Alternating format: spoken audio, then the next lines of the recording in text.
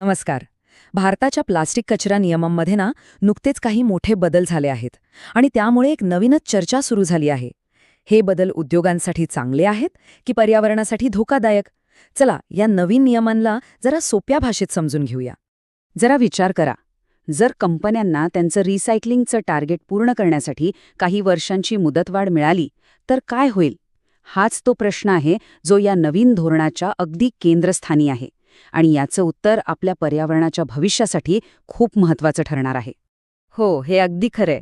सरकारने प्लास्टिक कचरा व्यवस्थापन नियमांमध्ये खूप मोठी सुधारणा केली आहे आणि हे बदल काही वरवरचे नाहीयेत, तर ते कंपन्यांच्या जबाबदारीपासून ते थेट संपूर्ण रिसायकलिंग सिस्टमवर परिणाम करणारे आहेत. तर मग हे नवीन नियम नेमके आहेत तरी काय? चला या बदलांमधले जे मुख्य मुद्दे आहेत ते आपण एक एक करून समजून घेऊ. यातला सगळ्यात मोठा बदल आहे तो म्हणजे टार्गेट पूर्ण करण्याच्या वेळेतला.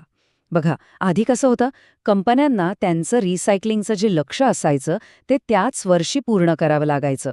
पण आता नवीन नियमांनुसार जर त्यांचं लक्ष्य पूर्ण नाही झालं तर ती जी काही तूट आहे ती पुढच्या 3 वर्षांपर्यंत कॅरी फॉरवर्ड करण्याची म्हणजे पुढे नेण्याची परवानगी मिळाली आहे. आता हे पुढे नेण्याचं गणित काम कसं करतं ते पाहूया. समजा एका कंपनीकडून तिचं लक्ष्य पूर्ण झालं नाही तर ती ही तूट पुढे नेऊ शकते. पण इथे एक अट आहे. त्यांना दरवर्षी त्या तुटीचा कमीत कमी 1/3 भाग पूर्ण करावाच लागेल आणि हे तोपर्यंत चालेल जोपर्यंत ती संपूर्ण तूट भरून निघत नाही. आणि यात दुसरा एक महत्त्वाचा बदल आहे तो म्हणजे रिसायकलिंग क्रेडिट्स. सोप्या भाषेत सांगायचं झालं तर समजा एका कंपनीनं तिच्या टार्गेटपेक्षा जास्त प्लास्टिक रिसायकल केलं तर ती हे जे अतिरिक्त काम आहे ते क्रेडिट्स म्हणून विकू शकते. आणि ज्या कंपन्यांना त्यांचं टार्गेट गाठता आलेलं नाही त्याही क्रेडिट्स विकत घेऊन आपली तूट भरून काढू शकतात. एक प्रकारे हा एक बाजारच तयार केला आहे. ही जी संपूर्ण सिस्टीम आहे ती एक्सटेंडेड प्रोड्युसर रिस्पॉन्सिबिलिटी म्हणजेच EPR या संकल्पनेवर आधारित आहे. याचा मूळ उद्देश काय तर उत्पादकांना त्यांच्याच उत्पादनामुळे जो कचरा निर्माण होतो त्यासाठी जबाबदार धरणं. आणि ही जी नवीन क्रेडिट सिस्टीम आहे तिच्याकडे उत्पादकांसाठी नियम पाळण्याचा खर्च कमी करण्याचा एक मार्ग म्हणून पाहिलं जात आहे. पण हे नियम सगळ्याच प्रकारच्या प्लास्टिकला सारखे लागू होत नाहीत.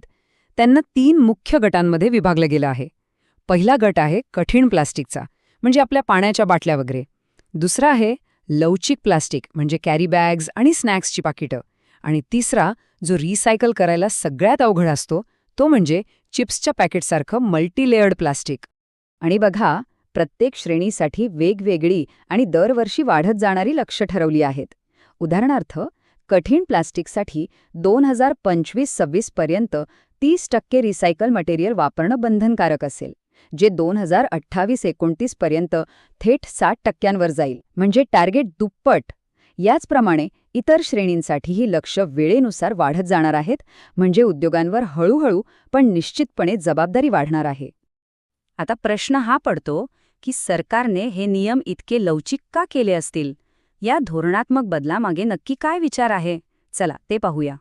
बरं, याची काही मुख्य कारणे आहेत. पहिलं म्हणजे अन्न आणि पेयांचं पॅकेजिंग सारख्या क्षेत्रात सुरक्षेच्या नियमांमुळे रिसायकल्ड प्लास्टिक वापरण्यावर काही मर्यादा येतात. दुसरं, या बदलामुळे उद्योगांना तयारीसाठी आणि नवीन टेक्नॉलॉजी वापरण्यासाठी थोडा जास्त वेळ मिळतो. आणि तिसरं, सरकारला अशी आशा आहे की या लवचिकतेमुळे जास्तीत जास्त कंपन्या या रिसायकलिंगच्या सिस्टममध्ये सहभागी होतील. पण म्हणतात प्रत्येक नाण्याला 2 बाजू असतात. ही लवचिकता उद्योगांसाठी जरी एक संधी असली तरी काही तज्ज्ञांच्या मते ही एक मोठी पळवाटसुद्धा ठरू शकते. यातले संभाव्य धोके काय आहेत ते आता समजून घेऊया. आणि हीच सगळ्यात मोठी चिंता आहे. कंपन्या त्यांच्या उत्पादन प्रक्रियेत बदल करून प्लास्टिकचा वापर कमी करण्याऐवजी फक्त बाजारातून क्रेडिट्स विकत घेऊन आपली जबाबदारी पूर्ण करू शकतात. यामुळे मूळ उद्देश जो आहे प्लास्टिकचा वापर कमी करणे तोच धोक्यात येऊ शकतो. आणि इथे खूप गंभीर प्रश्न उभा राहतो. ही संपूर्ण प्रणाली कंपन्यांनी स्वतःहून दिलेल्या माहितीवर अवलंबून आहे. म्हणजेच त्यांनी दिलेली आकडेवारी किती खरी आहे हे तपासण्यासाठी कोणतीही कठोर आणि स्वतंत्र यंत्रणा सध्या तरी दिसत नाही. त्यामुळे पारदर्शकतेचा अभाव ही एक मोठी समस्या आहे.